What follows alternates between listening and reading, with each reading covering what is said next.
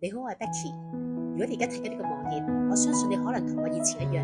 正喺度揾緊一個可以令自己生活更加有主動權、更加自由嘅方法。我以前做咗13年嘅註冊社工，嗰陣時我經常都幫人解決家庭問題，但我發覺自己反而照顧唔到自己嘅屋企。喺社工生涯嘅後期，我開始覺醒，我發覺人生唔應該淨係得返工放工，或者係對住個辦公室，睇住小朋友一日一日咁大，而爸爸媽媽亦都越嚟越需要我陪。我就喺度諗，我咪應該重新排過人生嘅優先次序呢？我決定轉型，係因為我唔想再為咗一份工而犧牲同屋企人相處嘅時間。我要嘅係一份可以配合我生活嘅事業，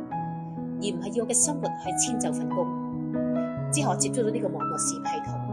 佢徹底改變咗我，佢幫助我打破咗傳統工作嘅時間限制，等我喺照顧小朋友同埋家中長輩嘅同時，依然可以平衡到我嘅事業同埋理想。我嘅使命係幫助到更加多好似我咁需要兼顧照顧家人嘅朋友，等大家都可以發揮到自己嘅潛能，建立屬於自己嘅網絡事業。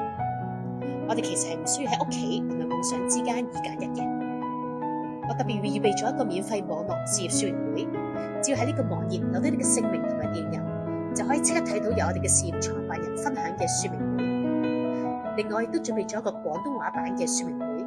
我會親自電郵俾你，等你可以聽得更加明白，睇得更加透徹。